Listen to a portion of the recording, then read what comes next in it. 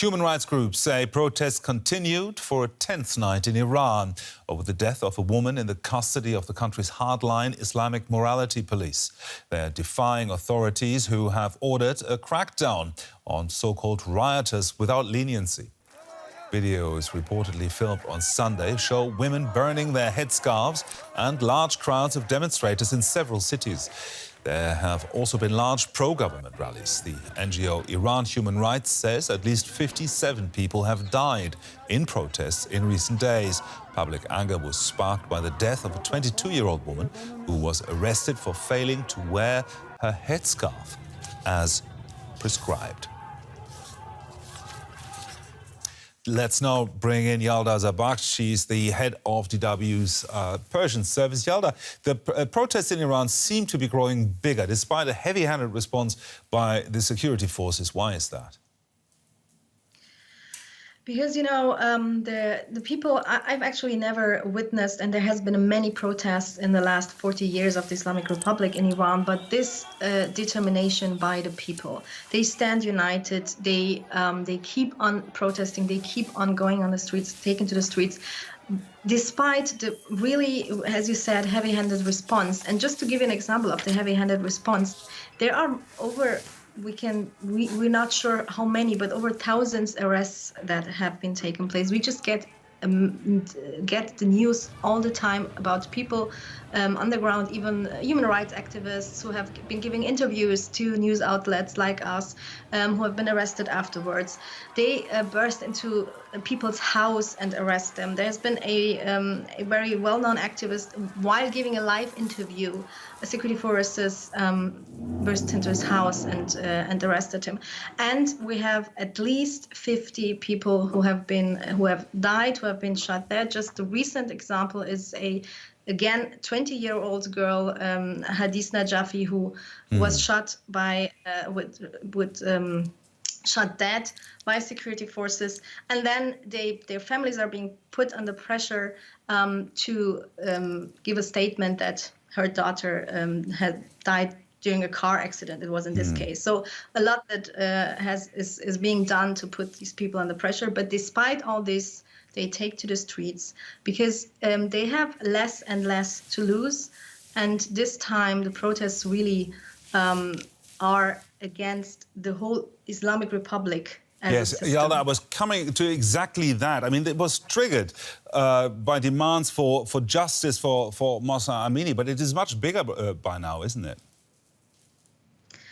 It is, and you know, the thing is, the brutal death of Mahsa Amini this is something that everyone can identify with. Every woman in Iran has experienced violence by the so-called morality police. So this is and she didn't go to any protest. She was just visiting the capital Tehran when they arrested her. So this is a lot of outrage. But the other thing is, because we have another quality this time in these protests, and this, I would say it's two factors. One is the key role of women in here. They are on the front line, and what they are challenging right now, we've seen we've witnessing women on the streets without the hijab, burning their hijab, cutting their hairs in public. This is basically, they are challenging one of the main pillars of the Islamic Republic. The Islamic Republic is kind of founded, it's the foundation of Islamic Republic, the control over the female body and the forced hijab. So this is basically, there will be no compromise on this. It is, the Islamic Republic will not do any compromise because they know it will be the end of the system Islamic Republic. Yalda Zabakht, the head of DW's Persian service. Thank you, Yalda. For more on this, I'm joined by Azadeh Porzan. She's a human rights researcher at the University of London, focusing on women's activism in Iran. Thanks for being with us. Are you surprised that women are still protesting in Iran despite the brutal government crackdown? Yes, hello to you. I am not surprised at all. What I am is in awe of the resilience and the courage of Iranian women, but also men, a nation in a way at large, who still is on the streets. And now there are talks of strikes, despite the crackdowns, despite the threats, and so on. So I think it goes to show you that the government has created such a difficult environment of repression that these young people are willing to die in order to see a change in their lifetime. How dangerous is it for women and men in Iran to protest against the regime? Well, it is very difficult, as you heard in your own reports. There are individuals being killed, being detained.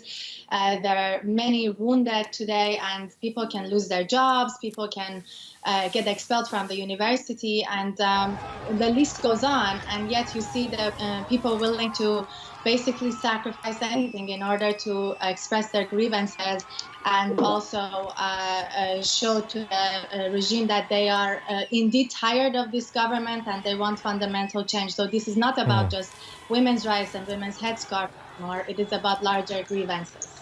Talk to us about some of those grievances that women and Iranians in general have. Yes, so the grievances go from anything, as you know now, the compulsory veil is in a way symbolic of how women feel restricted and discriminated against in Iran, but also, we see essentially a political legitimacy crisis in the Islamic Republic that the government is being responded to by continuous year after year, month after month, crackdowns, detentions, killings, and so on. We have a crisis of a socioeconomic crisis. The young don't have any hope for finding appropriate jobs, and so on.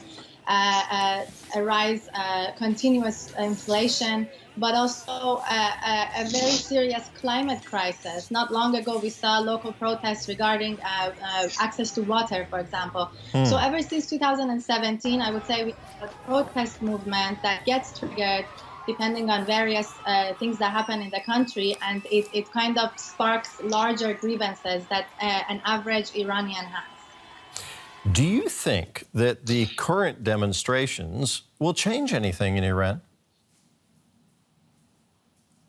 I think they already have, to be honest with you. Firstly, Iranian women have shown that when they coalesce around their grievances, they can together threaten the establishment of a very strong, in the sense of its willingness to do crackdowns and violence regime. That's a change, and any Iranian woman today feels much more empowered about their ability and their power against this regime than they did a few days ago. That's change, in my opinion.